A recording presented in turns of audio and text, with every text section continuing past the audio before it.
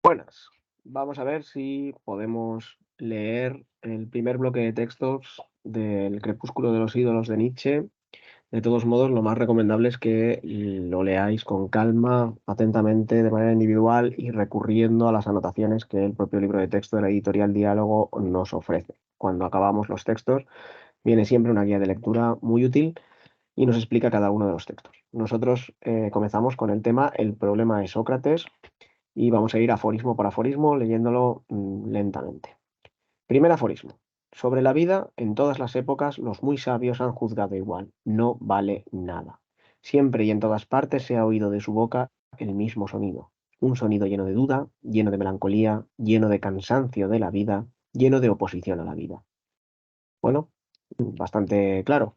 Los sabios, los filósofos, vamos a ver que Nietzsche aquí considera a muchos pensadores de muchas épocas diferentes, con muchas maneras de pensar muy variadas, como el mismo tipo de persona, que es un tipo de persona que está lleno de melancolía o de cansancio de la vida.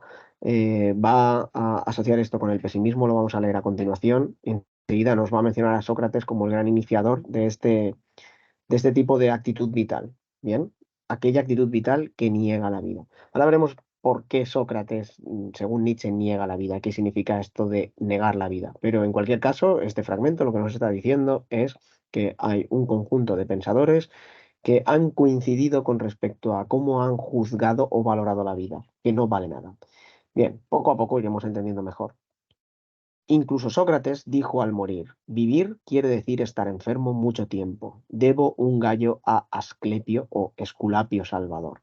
Bien, esto es una cita a el Fedón de Platón, es el diálogo de Platón en el cual se nos narra los últimos momentos de vida de Sócrates antes de beber el veneno por el que morirá después de la condena que le ha impuesto el pueblo de Atenas a través de un tribunal popular por, ya lo sabéis, impiedad, por negar los dioses de la ciudad y por corromper a los jóvenes.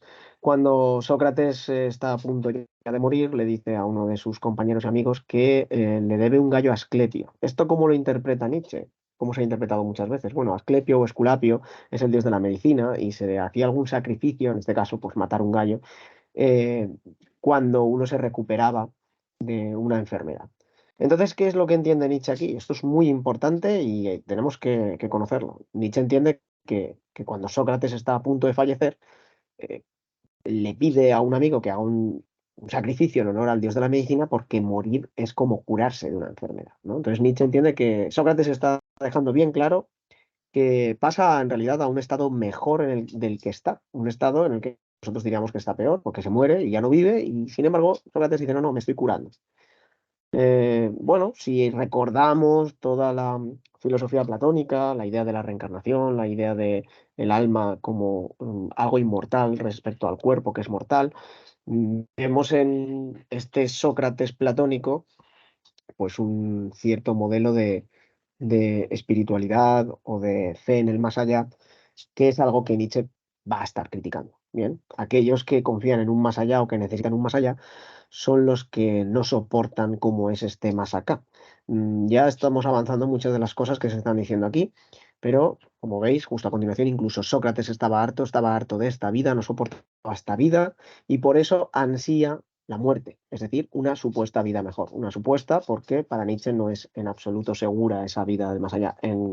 Bien, es que para Nietzsche esa vida del más allá no existe y desearla es en cierto modo negar esta vida, es cuestionar esta vida. Entonces esto es muy importante. Nietzsche va a criticar duramente a todos aquellos sabios, pensadores y religiosos que niegan esta vida porque negando esta vida lo que hacen, mejor dicho, afirmando otra vida, afirmando una vida en el más allá, niegan esta vida, ¿no? Dicen que esta es la que no tiene valor. La que tiene valor es la que está por venir. Y esto es algo que Nietzsche no aguanta, no soporta. Eso es decir no a la verdadera vida que tenemos, la vida terrenal, la vida corporal. Bien, hasta aquí vemos que Sócrates, ofreciendo un gallo a Asclepio, está diciendo morirse es curarse. ¿Qué prueba esto? ¿Qué indica? En otro tiempo se habría dicho, o se ha dicho y bastante alto, y nuestros pesimistas, los primeros, aquí aparece la mención a los pesimistas, podemos pensar en Schopenhauer, esa gran influencia en Nietzsche, se ha dicho por parte de los pesimistas y por muchos otros, Aquí, en todo caso, algo ha de ser verdadero. Claro, si todos los sabios están de acuerdo en que la vida no vale nada, pues debe ser verdad, ¿no? Aquí lo dice, el consensus sapientum o consenso de los sabios prueba la verdad. ¿Cómo no va a ser, cómo va a ser falso que la vida no valga nada si lo dice Sócrates, el mayor de los sabios y otros tantos a lo largo de toda la historia? Bien, Nietzsche dice que esto es lo que muchos dirían y lo que dicen los pesimistas también como un argumento de autoridad. ¿Seguiremos hoy hablando así? ¿Nos es lícito, nos está permitido hacerlo? Aquí, en todo caso, algo ha de estar enfermo. Em, Aquí, más bien, el consenso de los sabios lo que indica es que no es que tengan razón, no es que estén en lo cierto, no es que sea verdad lo que dicen, sino que todos ellos comparten un rasgo y es esta enfermedad. Ahora enseguida leeremos esta decadencia. La respuesta que nosotros damos dice así: a esos, los muy sabios de todas las épocas, primero se los debería examinar de cerca. Bien, este es el estilo nietzscheano, este es el estilo de filosofía de la sospecha, este es el de vamos a ver qué se esconde detrás de lo aparente, vamos a ver si todos los sabios dicen lo mismo, investiguemos qué tienen en común estos sabios. Quizá tienen algo en común, algo erróneo en común, algo equivocado en común, algo problemático en común. Según Nietzsche, todos están enfermos.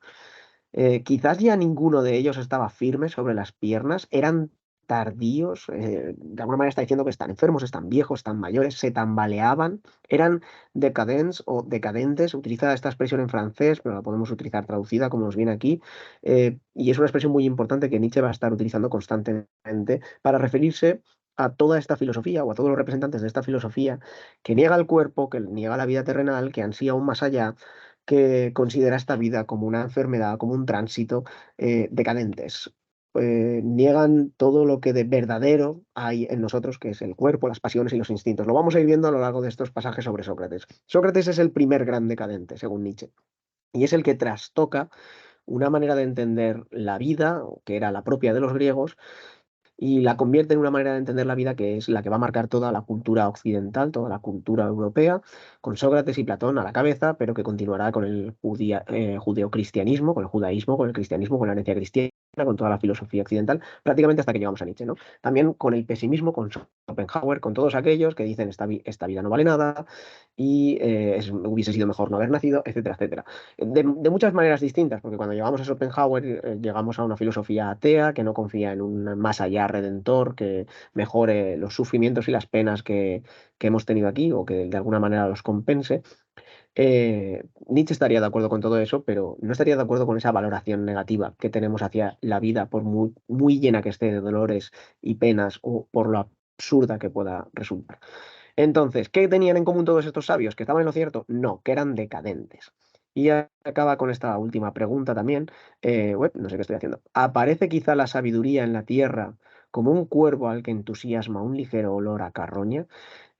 ¿Aparecen estos pensadores y sus ideas como si se tratara de un animal que se alimenta de otros animales muertos, ¿no? Que ya esta decadencia conduce en cierta medida a la muerte y de esta muerte nace este tipo de pensamiento que rechaza esta vida y parece ansiar otra. Bueno, esta decadencia. Es una pregunta retórica que viene a decir algo así. Yo recomiendo la nota a pie de página. No las tenemos aquí, las tenemos al final del libro, no importa. Recurrid siempre a ellas, revisadlas.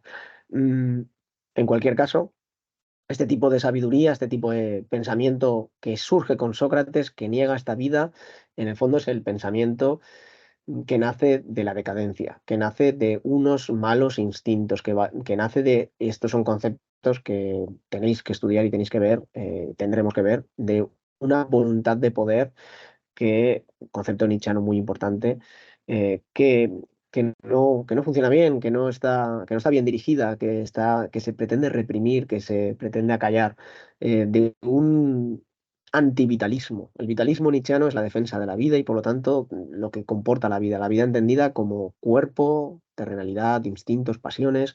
Este antivitalismo con Sócrates apostará por la frialdad de la razón, por la esperanza en un mundo trascendente y para esto para Nietzsche son síntomas de decadencia. La palabra síntoma es muy importante porque es característica de esta filosofía de la sospecha. Nietzsche es como un médico y encuentra en lo que aparentemente es normal síntomas de una enfermedad, de un problema, y ese problema es el que él diagnostica, ¿no? Él está como un psicólogo encontrando qué se esconde detrás de una serie de comportamientos, actitudes, para poder comprenderlo y también para poder transformarlo, porque Nietzsche hará una propuesta, que será la propuesta del superhombre, ya la veremos también, una propuesta vitalista, una propuesta en la que la voluntad de poder se ponga en el centro y por lo tanto natural y basada realmente en lo que somos. em, de cambio cultural, de cambio espiritual, de entender la vida de otra manera. Bien, este primer fragmento es muy importante, lo tendréis en el blog para poder comentarlo, ha salido en las pruebas de acceso a la universidad y es muy importante recordar aquello del gallo Asclepio porque mucha gente no acaba de entender muy bien de lo que se está hablando ahí. Bueno, pues Sócrates decía, le debo un gallo a Asclepio porque si me muero me estoy curando porque es mejor estar muerto que estar vivo. ¿Por qué? Porque el alma es eterna, o vamos a un mundo mejor, en el fondo en Platón y Sócrates tenemos un proto paraíso cristiano, ¿no? Y recordad que para Nietzsche el cristianismo es una continuación de Platón. Y esto es lo que Nietzsche está criticando, está diciendo que esto nace no del, por mucho consenso que haya entre los sabios, no de la verdad, sino de la decadencia, de ese odio hacia esta vida. Continuamos. Aforismo 2. A mí mismo esta irreverencia, a saber que los grandes sabios son tipos de la decadencia, se me ocurrió por vez primera precisamente en un caso en que el prejuicio docto e indocto se le opone con máxima fuerza. Yo reconocí a Sócrates y a Platón como síntomas de decaimiento, como instrumentos de la disolución griega, como pseudogriegos, como antigriegos. ¿Y dónde lo hizo? Aquí, en El nacimiento de la tragedia, su primera gran obra, publicada en 1872, de la que seguramente ya habremos hablado y si no hablaremos también en clase. Bien, pues aquí Nietzsche nos dice, bueno, esta idea que os acabo de presentar en el aforismo 1, yo la tuve hace ya mucho tiempo, que hay una serie de pensadores que considero como tipos o ejemplos de la decadencia. Sócrates y Platón como los mayores exponentes de esta decadencia que supuso la disolución de lo que era la cultura griega. Recordad que Nietzsche es un filólogo, es un amante de la cultura griega y él considera que con Sócrates, con Platón, en el ámbito de la literatura también con Eurípides, los griegos cambian su manera de vivir en el mundo y entender el mundo. Y empiezan los valores de los débiles, algo que también estudiaremos, comienzan a ponerse por delante de los valores de los fuertes. Esto lo vamos a estar viendo también ahora mismo enseguida. ¿De acuerdo? Entonces, estos son ejemplos de la decadencia. Esta es una idea que él ya tuvo hace tiempo.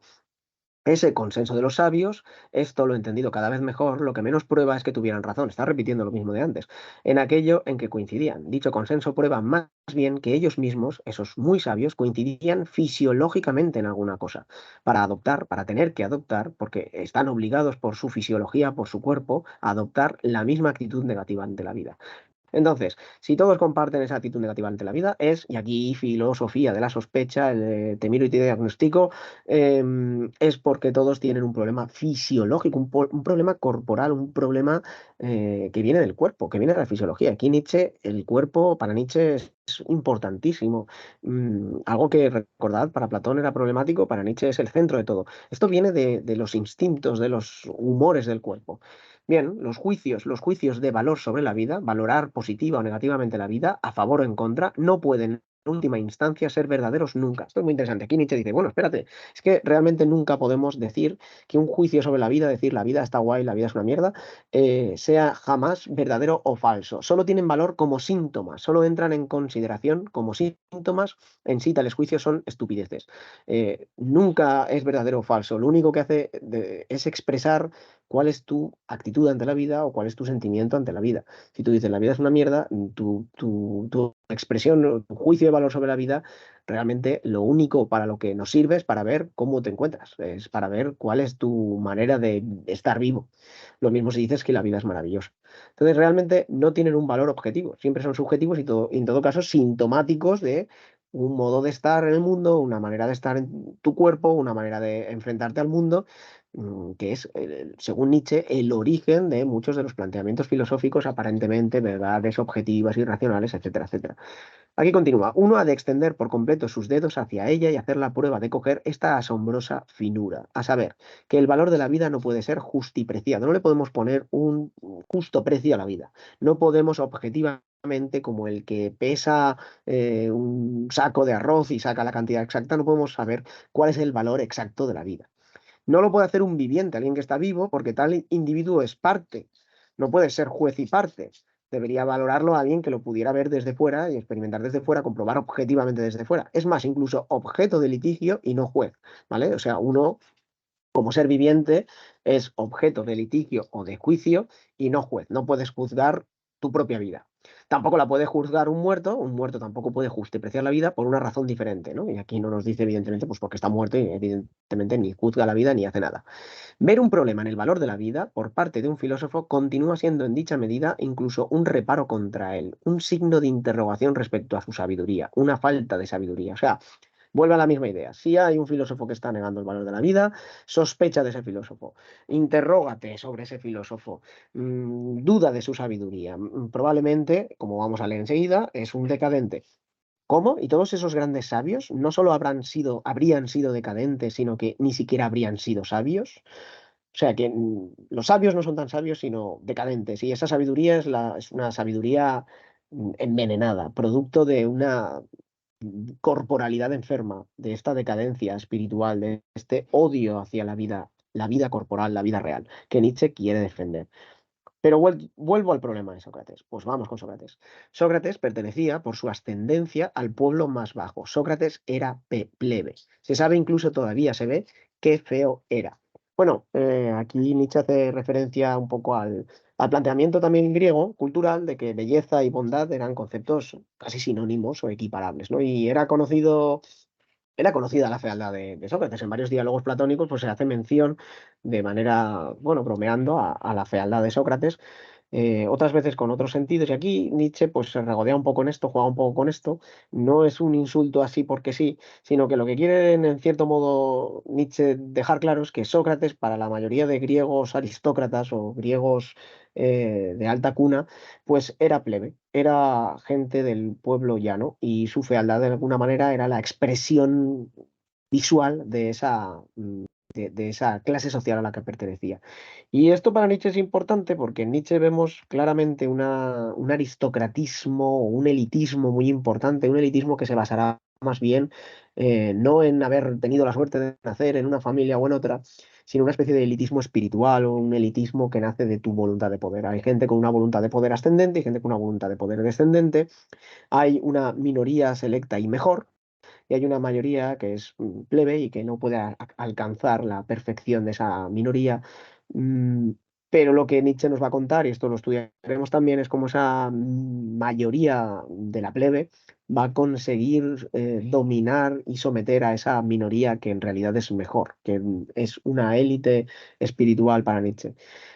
Por lo tanto, aquí Sócrates es un ejemplo de precisamente esa mm, clase social baja y cómo conseguirá poco a poco, a pesar de ser condenado a muerte, pero convertirse en un ejemplo a seguir, en un ejemplo de la filosofía y en un ejemplo de cómo se va a transformar un tipo de moral, que es la moral de señores, en la moral de esclavos, cosa que iremos viendo más adelante.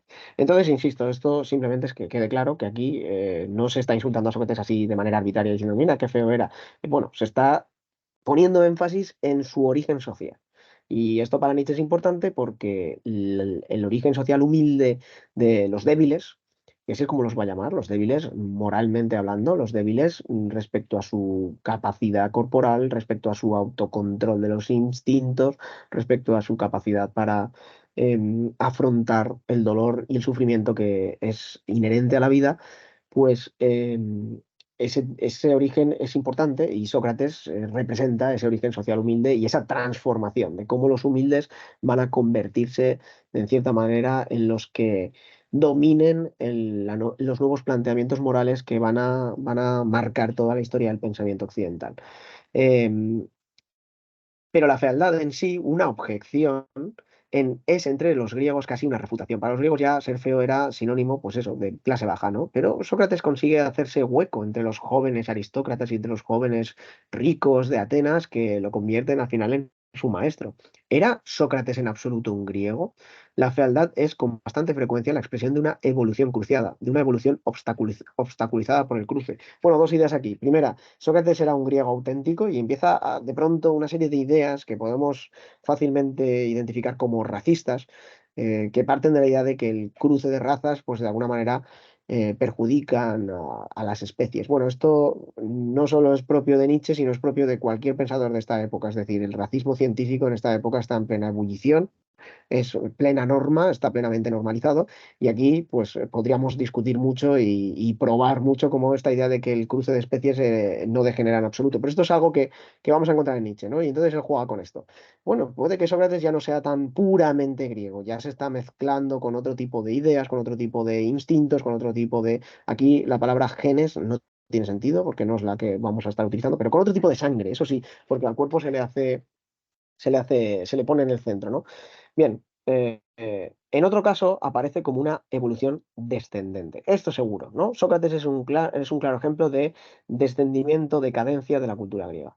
Y para esto, volviendo a aquello de la fealdad, vuelve a algunas de las teorías científicas, que hoy en día consideramos pseudocientíficas, que están de moda en aquella época, y va a la criminología de aquella época. Aquellos criminalistas que son también antropólogos nos dicen que el criminal típico es feo, monstrum in fronte, monstrum in animo, monstruo de aspecto, monstruo de alma. Bien, pues en aquella época se puso de moda que la fealdad era realmente, pues quizá, de nuevo, un síntoma de la criminalidad inherente de determinados sujetos, ¿no? Se comparaba la fotografía de los criminales, se sacaban modelos tipo, modelos, digamos, del criminal paradigmático a través de la fisionomía estudiada de todas esas fotografías y bueno, y la idea era en general que la fealdad parecía predominar entre los criminales. Bien, esto daría también como para analizar por qué esto pasaba, ¿no? Por qué estadísticamente ocurría esto. En cualquier caso, siguen habiendo, se dice que la justicia es ciega, ¿no? Pero siguen habiendo algunos experimentos o algunas hipótesis que plantean que la belleza puede influir muy positivamente a un acusado en un tribunal y que la belleza puede hacer que un acusado salga inocente. Incluso los tribunales y los jueces pueden verse inconscientemente condicionados por la belleza de los acusados. Pero bueno, esto es meternos en otro terreno que no nos hace falta. Pero el criminal es, de nuevo, un decadente. Porque ¿qué es el criminal acaso? Pues un decadente, alguien que no controla sus impulsos e instintos, alguien que está dominado por sus instintos y por sus impulsos. Es un ejemplo de decadencia. Cuidado porque esto es muy importante. Para Nietzsche, los griegos arcaicos antes de Sócrates eran personas que se dejaban llevar por sus pasiones y que no decían que no a sus instintos. No los negaban, como van a hacer Sócrates y Platón cuando nos digan que la razón es lo más importante y cuando nos prometan una vida eterna o un más allá donde se compense toda la represión de nuestras pasiones en esta vida, que es lo mismo que va a hacer la religión monoteísta. Pero que se dejaran llevar por las pasiones no significa que fueran esclavos de sus pasiones. Esto es muy importante, porque eso es lo que al final se convierte en un criminal, alguien que es esclavo de sus pasiones y que no las, lo leeremos más adelante en Nietzsche, no las espiritualiza, ni las eleva, ni las sublima. ¿Era Sócrates un criminal típico? Bueno, volvemos. Si Sócrates era feo y los criminales son feos, ¿es Sócrates como un criminal? Al menos esto no lo contradiría aquel célebre juicio de fisonomista que tan chocante pareció a los amigos de Sócrates. Un extranjero experto en fisonomía, cuando pasaba por Atenas le dijo a Sócrates a la cara que era un monstrum, que escondía en él mismo todos los malos vicios y apetitos. Y Sócrates contestó simplemente, usted me conoce, señor. Es decir, pasó por allí alguien que viendo la cara de Sócrates, dijo, uy, usted es un monstruo y usted esconde apetitos y malos vicios dentro de usted. Y Sócrates contestó, sí, así es. Bueno, esta respuesta es incompleta y luego Sócrates la recuperará. Sócrates no se quedó con ese, usted me conoce, señor, pero Sócrates sí que aceptaba que dentro de sí estaban todos esos malos vicios y apetitos. Y para Nietzsche esto es, de nuevo, otro argumento de los que está utilizando para decirnos que Sócrates era un decadente y que su filosofía nace de un problema fisiológico de esto, de esconder un problema con sus propios instintos y apetitos. Y de ahí nace una filosofía que para Nietzsche va a ser una filosofía equivocada, y una filosofía que nos ha hecho eh, construir toda la cultura occidental, digamos, en dirección contraria a la que deberíamos haber cogido. Vamos a ir viendo poco a poco. No solo el desorden y la anarquía admitidos en los instintos que esto que acaba de decir Sócrates, admito que tengo desorden y anarquía en mis instintos. No solo eso indica decadencia en Sócrates, de igual modo también le indican la superfetación de lo lógico. Superfetación, bueno, pues la exageración de lo lógico, el crecimiento excesivo de lo lógico en Sócrates, o sea, esa importancia que se le da a la lógica, y podríamos decir que esto es lo que caracteriza a Sócrates y su filosofía, la importancia de la lógica, el razonamiento y la argumentación. Y esa malignidad de Raquítico, aquí vuelve a jugar un poco con esa imagen de alguien feo, deforme, que en cierta manera transmite un cierto aura de maligno. Bueno, alguien diría, qué tontería, pero pensad en todos esos malvados, digamos, villanos de películas y cómics de superhéroes y preguntaos cuántos de ellos están deformes, tienen algún tipo de peculiaridad que los hace diferentes a los demás físicamente, etcétera, etcétera, ¿no? Como esos monstruos que dan miedo en las películas de terror son precisamente monstruos por lo diferente que son al modelo típico de belleza de cualquier ser humano. Bueno, por lo tanto, el exceso de lógica y de nuevo esa fealdad o esa pertenencia a la clase baja es propia, caracteriza a Sócrates. No olvidemos tampoco esas alucinaciones auditivas que como demonio o daimon de Sócrates se han interpretado en clave religiosa. Bueno, una anécdota muy conocida de Sócrates que de vez en cuando pues se quedaba así como paralizado y decía que tenía un daimon y escuchaba a su daimon y todo esto viene a decir Nietzsche, son rasgos propios de un decadente, como un criminal de clase baja, feo, que no controla sus instintos. Está pintándonos un Sócrates terrible. Y luego veremos que Nietzsche tenía en realidad mucho respeto por Sócrates. Todo es en él exagerado, bufo, caricatura, todo está al mismo tiempo escondido, tiene segundas intenciones, es subterráneo. Esto es muy importante, ¿no? Aquí Nietzsche está diciendo, en Sócrates, en su filosofía y en muchas de la filosofía esta decadente que estoy analizando, hay algo escondido, hay algo subterráneo, hay algo sinuoso que se esconde detrás y hay una intención oculta detrás. Trato de entender de qué idiosincrasia, de qué características procede esa ecuación socrática propia de, ya lo sabemos, el intelectualismo moral. Razón es igual a virtud es igual a felicidad. Esta es la ecuación socrática. Él decía que con la razón podemos conocer la virtud, podemos ser virtuosos y ser virtuosos es lo que nos hará felices. El que no es virtuoso en realidad es infeliz. El que no hace el bien es infeliz. Y para hacer el bien necesitamos conocerlo racionalmente, ¿no? Y Nietzsche aquí dice, no sé de dónde puede venir esta idea tan peculiar, porque Nietzsche no la comparte en absoluto. Y dice que esta idea tiene que venir, filosofía de la sospecha, es sintomática de algún tipo de cuerpo, corporalidad, de algún tipo de fisiología que es la propia del decadente Sócrates. Esa ecuación, la más extravagante que existe y que tiene en contra suya en particular todos los instintos del heleno más antiguo, del griego más antiguo. O sea que el griego más antiguo de Sócrates no compartiría en absoluto esta idea de que la razón sea fundamental para conocer la virtud y que ejercer la virtud racional equivalga a la felicidad, ¿no? Entonces dice Nietzsche, aquí pasó algo. Sócrates cambió la cultura griega, cambió la manera de entender el mundo y la moral de la época. Lo que se consideraba bueno y lo que se consideraba malo fue algo que se transformó por culpa de Sócrates. Y Sócrates era un decadente y por lo tanto convirtió la moral europea en una moral decadente y por lo tanto toda la sociedad occidental en una sociedad y una cultura decadentes. Con Sócrates el gusto griego da un cambio brusco a favor de la dialéctica. De pronto, ¡brum! ¿Qué importa a los griegos? La dialéctica, la lógica, el razonamiento. Y ya no otros valores que eran los propios de la cultura aristocrática y elitista griega, donde los más fuertes, los más valientes, los mejores oradores también, los que eran más carismáticos, los que eran más apasionados, se convertían en líderes naturales frente a los demás. ¿Qué sucede aquí propiamente? Ante todo, con esto queda vencido un gusto aristocrático, es decir, que ese gusto aristocrático y elitista se vence. La plebe, de la que procede Sócrates, se sitúa arriba con la dialéctica. Y esto, que algunos podríamos decir estupendo, ¿no? Vivan las mayorías, abajo el elitismo, para Nietzsche es muy problemático, porque la plebe va a poner en el centro la mediocridad, va a situarse arriba, va a liderar lo mediocre, lo medio, lo vulgar.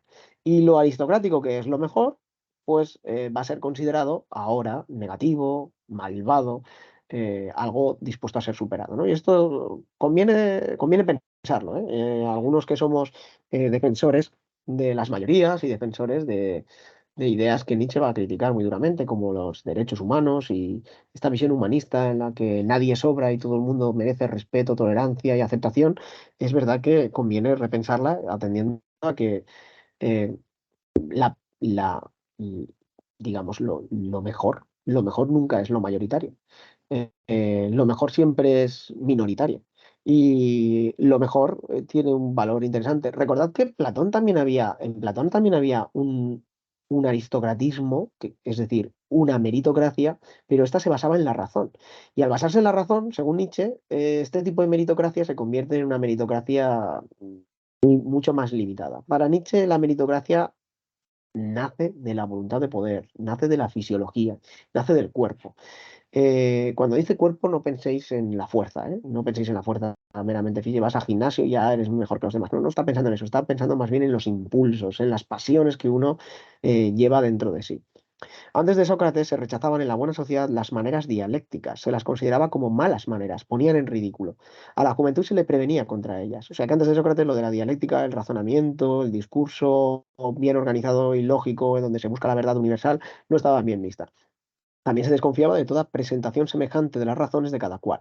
Las cosas honradas, lo mismo que las personas honradas, no llevan sus razones en la mano de ese modo. Uno está dando razones y justificando constantemente lo que hace. Uno hace. Esto es lo que dice Nietzsche. El hombre fuerte y vital lleva a cabo las acciones que quiere llevar a cabo. Es libre, hace. Y no está todo el rato cuestionándose, teniendo mala conciencia o justificando o buscando que sus acciones se conviertan en, digamos, un modelo de acción universal y que todo el mundo deba seguir las mismas.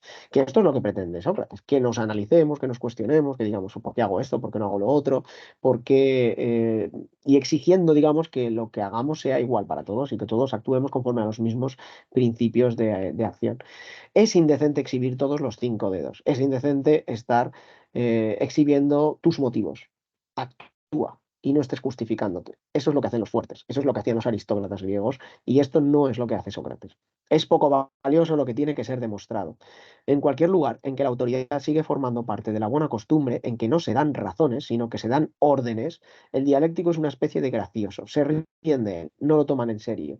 Sócrates fue el gracioso que se hizo tomar en serio. ¿Qué sucedió aquí, no? O sea, es que si vivimos en un tipo de sociedad como esa Grecia aristocrática que parece que Nietzsche anhela o que aquí está defendiendo, es una sociedad donde, digamos, hay una clara distinción entre los mejores y los peores, y hay una autoridad que no se cuestiona. Y donde hay una autoridad que no se cuestiona, unos dan órdenes y otros obedecen, y esta idea de justificar y por qué tengo, ¿no? Esto es todo lo contrario al espíritu democrático. Hoy en día, incluso donde sigue habiendo ámbitos de autoridad, esa autoridad está muy diluida. Pensad en los mismos profesores en un instituto que son una autoridad, pero hasta cierto punto tienen que justificar sus acciones, los alumnos, las familias cuestionan y piden explicaciones, y dicen, ¿y esto por qué? Y pueden poner una reclamación de la nota y quieren saber exactamente por qué pasan las cosas. Em, Esto no tiene sentido en una cultura donde el orden y la autoridad son fundamentales. Em, Solamente se elige la dialéctica cuando no se tiene ningún otro medio. Es decir, que Sócrates tiene que elegir la dialéctica porque no tiene otra cosa. ¿Por qué? Porque es plebe. Se sabe que con ella se despierta desconfianza, que ella persuade poco. Nada es más fácil de borrar que un efecto de dialéctico. La experiencia de toda reunión en que haya discursos lo prueba. Es decir, que al final, dice Nietzsche aquí, la dialéctica tiene un éxito limitado, limitado en el tiempo y además es una herramienta que solo la usan los que no tienen otras herramientas, como puede ser la propia autoridad, la fuerza, la fuerza de voluntad. La dialéctica solo puede ser legítima defensa en las manos de quienes no tienen ya otras armas, ¿no? Si no tienes otras armas, como no tenía Sócrates, pues es legítima defensa, es verdad. La puedes utilizar en tu defensa. Es necesario que uno tenga que obtener por la fuerza su derecho. Esto es muy interesante, ¿eh?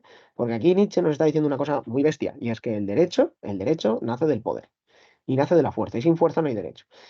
Y esto es a lo que se enfrentaba Sócrates y Platón. Y ellos venían a decir, no, no, no, no podemos basarlo todo en el poder, lo tenemos que basar en la verdad. Tiene que haber un modelo de verdad, un modelo, una idea de justicia que sea universal, y por mucho que los poderosos lo incumplan, se equivocan, ¿no? Y para esto utilizaban la dialéctica y argumentaban y daban razones y buscaban verdades universales. Y aquí Nietzsche está negando esto, está diciendo, no, no, bueno, todo eso es palabrería de filósofo, pero en realidad todo se resume en cosas más sencillas: el poder, ¿no? Y por eso hablará de la voluntad de poder como uno de los conceptos fundamentales para entender el ser humano. Y si tú quieres derecho, te lo tienes que ganar. hay que ganárselo, ¿no? Y por eso Nietzsche también va a ser muy crítico con esta idea de los derechos universales y la democracia, que son ideas que justo en su época están extendiéndose y se están generalizando, ¿no? Y ahora, hoy en día, pues están plenamente normalizadas y asentadas, en mi opinión, por suerte. Antes no se hace ningún uso de ella, ¿no? Antes de esta legítima defensa no necesitamos la dialéctica. Por eso los judíos fueron dialécticos. El zorro Reineke lo fue. ¿Cómo? Y Sócrates también lo fue. Y de nuevo, aquí alguien podría confundirse mucho porque ya sabemos esta asociación que se ha hecho de Nietzsche con el nazismo y con el antisemitismo. Con el antisemitismo sería un grave error. Nietzsche está criticando la moral judeocristiana y eso incluye evidentemente a los judíos, pero también incluye a los cristianos, e incluye a Platón, incluye a Sócrates y como no te des cuenta, te incluye a ti también, ¿vale? Porque aquí Nietzsche mete en el mismo saco a mucha gente. Y cuando aquí está hablando de los judíos, se está refiriendo a todo el pueblo y su religión que es motor del cambio de valores morales que Nietzsche está criticando, donde mayorías de la plebe y mediocres van a convertir en bueno lo que ellos consideran bueno y lo que es mejor y más elevado y aristocrático y propio de una élite se va a convertir en malvado. Y no está pensando en nada más. En Nietzsche tenemos muchísimos otros textos que desmienten su antisemitismo. Es más, él fue muy crítico con las ideas antisemitas, por ejemplo, de su hermana y de su cuñado. Su hermana sí que se casó con un hombre que formó parte del partido nazi y fueron en parte culpables de esa interpretación pro-nazi que después, post-mortem, una vez Nietzsche ya está muerto, se hizo de él. Em, pero es evidente que en Nietzsche sí que encontramos algunas ideas que son muy compatibles con el fascismo en general y ideología política posterior a Nietzsche del siglo XX y del nazismo en particular. Como ese racismo que, por desgracia, era el racismo científico normalizado en la ciencia de la época, ese racismo que dividía al ser humano en distintas razas, que pensaba que la mezcla de sangres y de razas era degeneradora o decadente, como está aquí diciendo Nietzsche, etcétera, etcétera. Bien, pues, ¿qué pasa con los judíos y qué pasa con Sócrates? Que todos ellos utilizan la argumentación y en el fondo se están defendiendo, son débiles que reaccionan frente a los fuertes y toda su filosofía o toda su religión y su defensa de un más allá y de un tipo de vida virtuosa que hay que llevar, sacrificada, donde se reprimen los instintos y las pasiones, donde se justifica todo lo que se hace y donde se tiene mala conciencia si no se hace bien, nace precisamente de esa decadencia, de ese problema fisiológico, de ese pertenecer en el fondo a un tipo de ser humano inferior. Así de simple, no tan simple, la verdad, porque esto es bastante complejo. ¿Es la ironía de Sócrates una expresión de rebeldía? ¿Se estaba rebelando Sócrates con su método irónico frente a los aristócratas? ¿Es un ejemplo de resentimiento plebeyo? Esta idea de resentimiento es muy importante en Nietzsche porque según Nietzsche esta moral propia de los esclavos y de los débiles, dicho moral de esclavos y creo que es un concepto que antes no había introducido. Estoy introduciendo aquí muchos conceptos que si revisáis en el libro de texto los podéis encontrar y que no pasa nada si no los entendéis ahora mismo o si no los interiorizáis porque lo iremos haciendo, ¿vale? Esto digamos que es una lectura rápida de los aforismos. Pero conviene que los leamos ahora sí y después de haber estudiado Nietzsche los volvamos a leer y los encontremos y los sepamos identificar. Y ese resentimiento, según Nietzsche, es el motor de ese cambio moral propio de los esclavos que convierten su moral en la moral general, en la moral de toda la cultura. Y que nace de ese odio hacia los fuertes por no ser fuerte, por no poder vencer a los fuertes, y como no pueden vencerles con sus propias armas, que es la de la autoridad, la del poder, necesitan inventarse nuevas armas, pues la dialéctica, y también, aunque aquí no se está mencionando tanto, pero como ha mencionado a los judíos, la de la religión, ¿no? Bueno, bien, pues tú puedes dominarme, tú puedes vencerme, tú puedes esclavizarme, pero tú arderás en el infierno. Y Dios está de mi lado. Y esa recompensa, más allá de esta vida, justifica y de alguna manera alivia el sufrimiento que yo tengo en esta vida. Disfruta como oprimido Sócrates su propia ferocidad en las cuchilladas del silogismo. Aquí, metafóricamente, el silogismo y la argumentación lo compara con las cuchilladas porque es como si, bueno, pues como una batalla de gallos de raperos.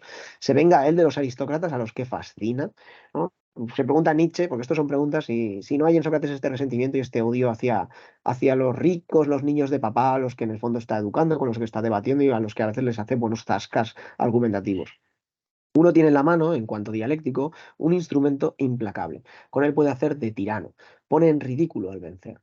El dialéctico deja a cargo de su adversario la demostración de no ser ningún idiota, hace rabiar, hace al mismo tiempo que otros se queden sin recursos. El dialéctico priva de potencia el intelecto de su adversario. Entonces, aquí habla de la dialéctica y de la argumentación casi como una batalla, ¿no? Y es en esa batalla donde Sócrates puede ser fuerte, donde sí que puede ganar. Sócrates no puede ganar por las armas, pero puede ganar por la palabra.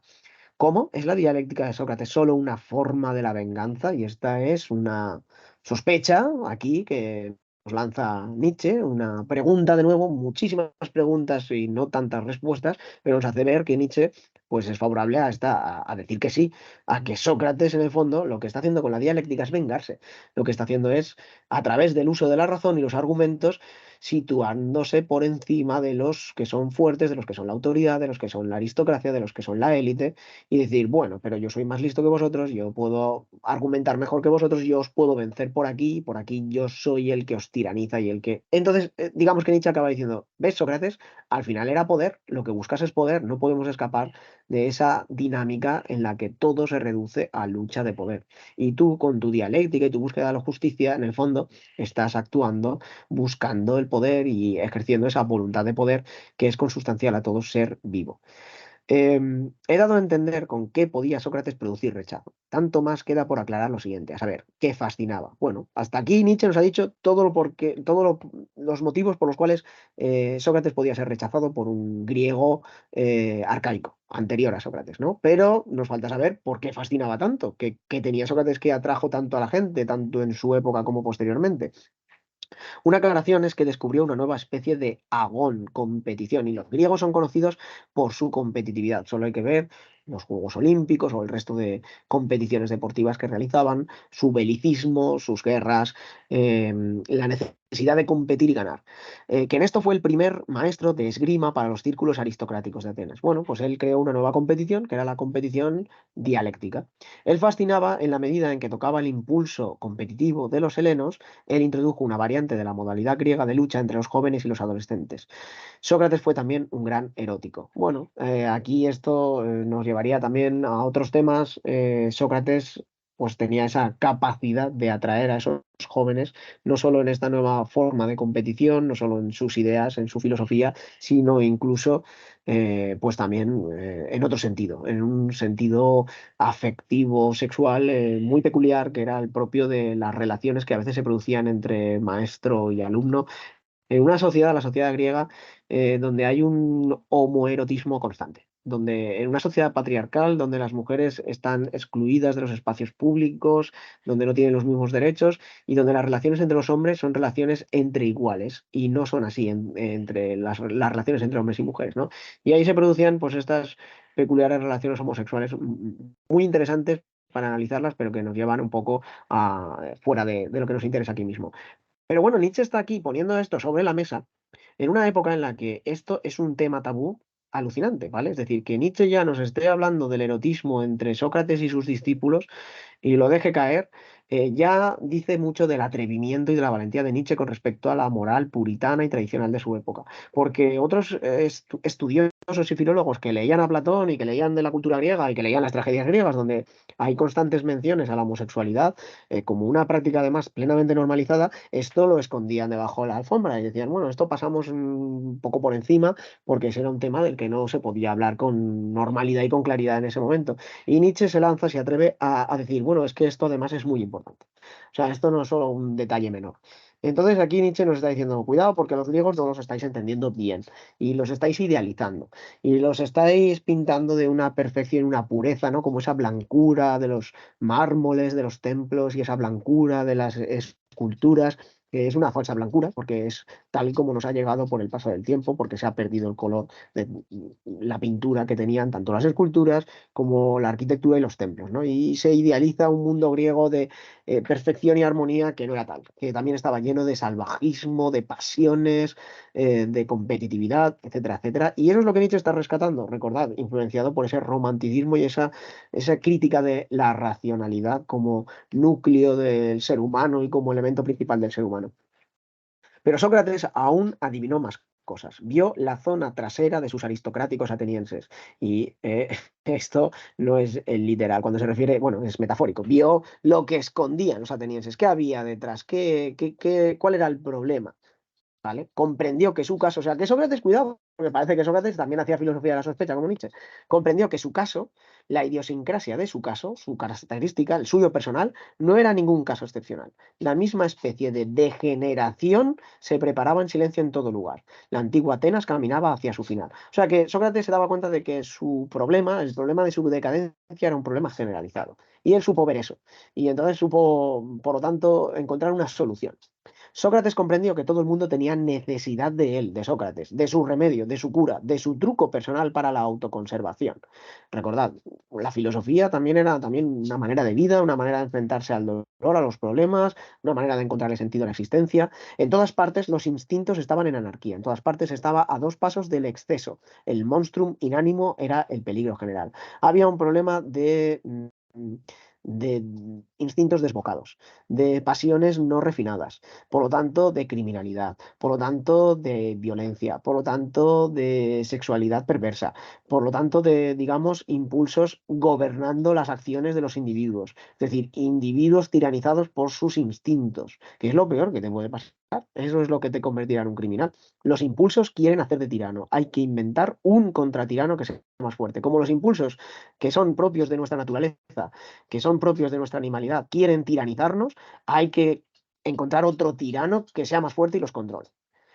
Cuando aquel fisonomista del que habíamos hablado antes hubo desvelado a Sócrates quién era él, a saber, una cueva de todos los malos apetitos, el gran irónico Sócrates todavía dejó que se oyera una frase que da la clave de su caso. Eso es verdad, dijo, pero he llegado a ser dueño de todos esos malos instintos que escondo. Es decir, sí, soy una cueva de malos instintos, pero los controlo, soy su dueño. ¿Cómo llegó Sócrates a ser dueño de sí? Y por lo tanto vender esa fórmula a los demás, esa filosofía que era la de dominarse a uno mismo. Recordad, esto ya lo hemos visto con Platón. Las pasiones y los apetitos se tienen que controlar, son como dos corceles o como dos caballos que la razón tiene que dominar y dirigir. En el fondo, su caso era solo el caso extremo, solo el que más saltaba a la vista de aquello que entonces comenzaba a convertirse en calamidad general, que nadie era ya dueño de sí, que los instintos se volvían unos contra otros. Él fascinaba por ser este caso extremo. Su fealdad, que infundía miedo, lo expresaba a los ojos de todos. Fascinaba como se comprende por sí mismo, aún más intensamente como respuesta, como solución, como apariencia de cura de este caso. Bueno, aquí Nietzsche vuelve a estar con este lenguaje inflamado, está exagerado, dramático. Este caos de los impulsos estaba extendiendo y Sócrates, que era el caso más extremo, y de nuevo su fealdad sería sintomática de esta decadencia, tenía la solución, el contratirano. ¿Cuál va a ser el contratirano? Pues lo tenemos justo aquí a continuación, la razón, ya lo hemos dicho. Los apetitos y las pasiones se desbocan como unos caballos salvajes y enrabietados y la razón es la que tiene que domarlos, tiene que controlarlos. ¿Qué va a pasar? Que para Nietzsche la razón en realidad no es la que debe domarlos.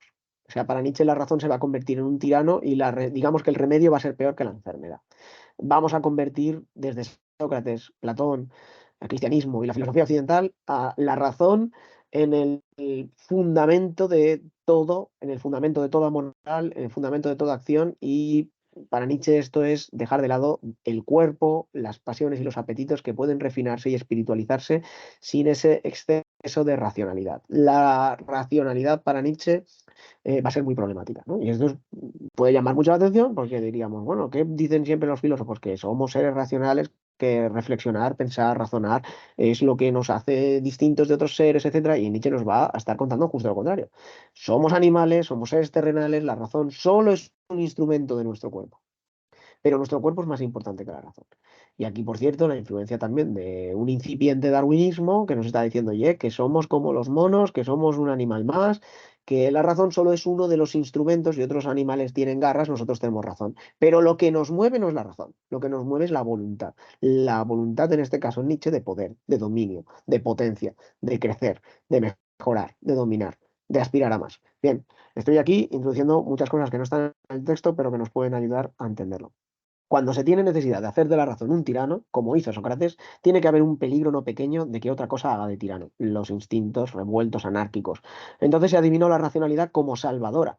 Ni Sócrates ni sus enfermos eran libres de ser racionales. Era de rigor, era su último remedio. Es decir, que no había alternativa. La racionalidad que empieza con Sócrates y que empieza a poner, digamos, la razón en el centro del ser humano con Platón y con toda la filosofía posterior, mm, no fue un acto libre, sino un acto necesario. Era el único tirano que podía controlar esas pasiones desbocadas.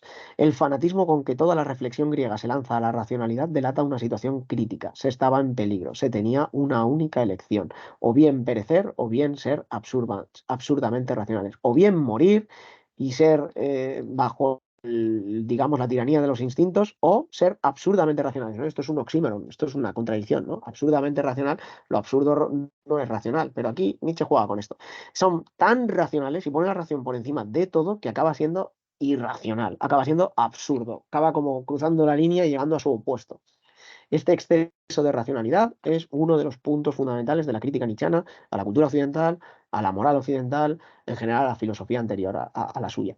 El moralismo de los filósofos griegos, este poner la moral, la virtud en el centro, a partir de Platón está patológicamente condicionado, o sea, viene de un problema patológico fisiológico corporal, es una enfermedad, o sea, una enfermedad es la que, mejor dicho, una enfermedad es la que causa este moralismo. Como esa enfermedad es el descontrol de las pasiones y los instintos. Y como están descontrolados, entonces necesitamos una medicina. ¿Y cuál es esa medicina? El exceso de moral. De igual modo, su aprecio de la dialéctica, esa racionalidad. Y entonces aquí se juntan todas estas cosas. La racionalidad y el moralismo, unidas. Unidas necesariamente por un problema fisiológico que es esa decadencia de los instintos. Surge esa decadencia de los instintos que condiciona y obliga a Sócrates y a Platón a tirar de la razón como nuevo tirano, y esta razón lo que va a proporcionar, y esto lo hemos visto muy claramente en Platón, es una idea de virtud, un moralismo, una concepción de la acción humana basada en los valores morales que se entienden como universales necesarios, que son los que permitirán la felicidad. Y esta es la ecuación que ya hemos visto anteriormente en el aforismo anterior. Razón equivale a virtud y virtud equivale a felicidad. Y esto significa, simplemente dice Nietzsche, es necesario imitar a Sócrates y colocar aquí de manera permanente contra los apetitos oscuros una luz diurna, la luz diurna de la razón. Y esta metáfora de la luz es muy platónica. Con la luz de de la razón, controlaremos esos instintos. Es necesario a toda costa ser inteligente, claro, lúcido, fijaros, lucidez, claridad, inteligencia, racionalidad. Y eso es lo que nos conduce a la virtud, a conocer la idea del bien, a conocer la idea de justicia y poder aplicarlas contra las pasiones y los instintos y los deseos que están descontrolados y nos llevan a ser corruptos y nos llevan a ser ladrones y nos llevan a ser agresores, etcétera, etcétera. Toda concesión a los instintos, a lo inconsciente, conduce hacia abajo. Y este es el problema para Nietzsche. Aquí, a los instintos y lo inconsciente se lo quiere anular completamente y no podemos hacer eso, porque son en realidad lo que nos define. Así que el problema es que el contratirano que hemos encontrado, que es la razón, se convierte en un represor de lo que verdaderamente somos, esos instintos. ¿Eso significa que Nietzsche diga los instintos que se revuelvan y actúen anárquicamente y locamente? No. Lo vamos a leer más adelante en otros textos. Esos instintos se han de refinar, esos instintos se han de pulir y se han de sublimar, pero no se pueden negar. Y aquí hay una clara influencia en el psicoanálisis posterior y en Freud, de la que hablaremos en clase. He dado a entender con qué fascinaba a Sócrates. Parecía ser un médico, un salvador. ¿Es necesario aún señalar el error que había en su creencia en la racionalidad a toda costa? Es un autoengaño por parte de los filósofos y moralistas imaginarse que por hacer la guerra contra la decadencia ya salen de ello. Bien, entonces, ¿por qué fascinaba a Sócrates? Porque es el salvador de este gran problema. Con la razón nos va a salvar de la anarquía de los instintos y las pasiones. Pero esto es un error. ¿Por qué? Porque la racionalidad a toda costa se equivoca, es un error, es una mala política. Es un autoengaño por parte de los filósofos y moralistas, y aquí Sócrates y Platón son las dos cosas a la vez, imaginarse que luchar contra la decadencia es salir de ella. El llevar a cabo esa salida está fuera de su fuerza. No pueden, realmente no pueden escapar de esa decadencia. Lo que ellos escogen como remedio, como salvación, la racionalidad a toda costa, no es a su vez más que una expresión de la decadencia. O sea, que lo que es su solución no es más que una evolución de la decadencia, una etapa más de la decadencia. Ese exceso de racionalidad es también decadencia. Pretendían enfrentar a la decadencia con la razón y la razón se convierte en la nueva transformación, la nueva forma de la decadencia, decadencia 3.0.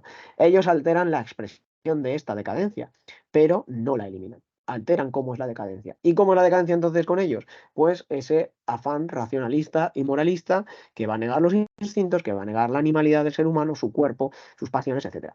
Sócrates fue un malentendido. Toda la moral del mejoramiento, de mejorar al ser humano a través de la razón, también la cristiana fue un malentendido. Luego veremos, lo vamos a leer, cómo el cristianismo también es una forma de este tipo de moral que pretende mejorar al ser humano, hacerlo virtuoso y que también, por supuesto, y de una manera mucho más dramática, va a cuestionar la corporalidad, la terrenalidad, etcétera, etcétera, y va a convertir en pecado y en algo terrible todo lo que provenga de los deseos y las pasiones. La luz del día más deslumbrante, la racionalidad a toda costa, la vida despierta, lúcida, fría, cauta, consciente, sin instinto, en oposición a los instintos, no fue más que una enfermedad, no fue más que otra enfermedad. ¿No? La razón es demasiado fría, hay demasiada luz, es como un quirófano, toda luz blanca, es consciente y sin instinto, y todo esto son elementos racionales que Nietzsche aquí cree demasiado protagonistas. Hay que aceptar las oscuridades y las sombras que hay en nosotros y nuestros instintos y nuestra animalidad. Y en modo alguno, esto es un camino de regreso a la virtud, a la salud, muy importante, porque para Nietzsche la salud es el objetivo. No la verdad, sino la salud, a la felicidad. Lo que hay detrás siempre del pensamiento en una dirección o en otra, racionalista o antirracionalista, como el que parece que está expresando Nietzsche criticando la razón, es síntomas de una salud o una falta de salud, de un cuerpo sano o de un cuerpo que no es sano. Como hemos visto, según Nietzsche, Sócrates es el ejemplo de un cuerpo que no está sano, de un problema que tienen todos los griegos, que es un problema de no ser capaces de controlar sus impulsos y sus instintos, y que acaba con una solución todavía más problemática, que empeora el problema, que acaba produciendo más enfermedad, que es la razón como tirana. Tener que combatir los instintos, esta es la fórmula de la decadencia. Mientras la vida asciende, felicidad es igual a instinto. Si nosotros tenemos una vida ascendente y una voluntad de poder ascendente, y aquí ascender o descender son estas metáforas espaciales que usa constantemente Nietzsche, entonces felicidad equivale a instinto y no podemos negar los instintos. Felicidad aquí no equivale ni a razón ni a virtud, equivale a instinto, a decir sí a nuestras pulsiones, a lo que nuestro cuerpo nos demanda. Esto lo vamos a ir viendo en Nietzsche. Esto es Nietzsche. Mientras la vida asciende, felicidad es igual a instinto. No en absoluto tener que combatir los instintos. Eso es lo que hace la decadencia. Pero si tú no eres decadente, sino ascendente, ¿no? Decaer es bajar hacia abajo, ascendente es subir hacia arriba. Si quieres subir hacia arriba, entonces no puedes negar los instintos, no puedes combatirlos. ¿Qué es lo que hace Sócrates? ¿Qué es lo que hace Platón? ¿Qué es lo que hace la razón? ¿Qué es lo que hace la religión? ¿Llegó a comprender esto él, Sócrates, el más inteligente de todos los que se han engañado a sí mismos? Porque según Nietzsche también él se engañó a sí mismo. Él parece aquí en dar a entender que no, Sócrates no se comprendía, no sabía exactamente que él estaba continuando con esa decadencia al apelar a la razón como la solución a su problema. Eh, y fijaros, el más inteligente, ¿eh? Aquí, desde luego, aunque no lo parezca en todo lo que hemos leído, hay un gran respeto por la figura de Sócrates. Acabó por decirse esto en la sabiduría de su coraje ante la muerte. De nuevo volvemos como al principio, cuando Sócrates está a punto de morir. Sócrates quería morir. Se dijo esto a sí mismo. Se dio cuenta de que él quería morir, que estaba negando esta vida, que toda su filosofía nace de esa melancolía, de ese temblor de piernas, de ese no aceptar tal y como es la vida, no aceptar que hay fuertes y hay débiles. No se la dio a Atenas, él se dio la copa de veneno. Él obligó a Atenas a darle la copa de veneno. Y aquí Nietzsche dice, cuidado, Sócrates pudo salvar la vida en varias ocasiones. En el juicio pudo tener un castigo diferente, luego pudo escapar, pero parece que él se empeñó en morir. ¿Por qué se empeñó tanto en morir? ¿Por qué quería morir? ¿Por qué odiaba esta vida? Sócrates no es médico, se dijo en voz baja a sí mismo. Solo la muerte es aquí el médico. Sócrates mismo solo estuvo enfermo durante mucho tiempo. Y de esa enfermedad es de la que nace esa filosofía para Nietzsche tan equivocada. ¿Y cuál es la filosofía tan equivocada? La que se basa en una moral, la moral de esclavos, la moral de la plebe y en una racionalidad que ocupa un protagonismo que no merece. Para acabar, simplemente os pongo un fragmentito de otro texto, creo que es La Gaia Ciencia, un texto anterior, de un Nietzsche quizá todavía no tan oscuro como el de los últimos textos, ni tan agresivo como el de estos textos que estamos leyendo, que son el Crepúsculo de los ídolos. Y se titula Sócrates moribundo. Es otro aforismo. Y aquí creo que se da una imagen de Sócrates, ¿no?, bastante diferente. Muy interesante porque se puede comparar una con otra y ver que hay mucho en común, pero también que aquí, digamos, el tono no es el mismo. Dice, admiro el valor y la sabiduría de Sócrates en todo lo que hizo, dijo y dejó de decir. O sea, qué cambio, ¿no? Aquí hay una admiración prácticamente por todo lo que dijo, hizo y por lo que no dijo. Aquel demonio y cazador de ratas de Atenas, irónico y amoroso, esto lo hemos visto también, ¿no? Esta idea del erotismo importante, la ironía como su método, que hizo temblar y sollozar a los jóvenes más orgullosos, porque al final lo que hacía era filosofar con los jóvenes, que normalmente eran de la aristocracia o de las familias pudientes de Atenas, y esos jóvenes lo admiraban, lo perseguían y se enamoraban de él. Eh, no fue solo el charlatán más sabio que ha habido jamás.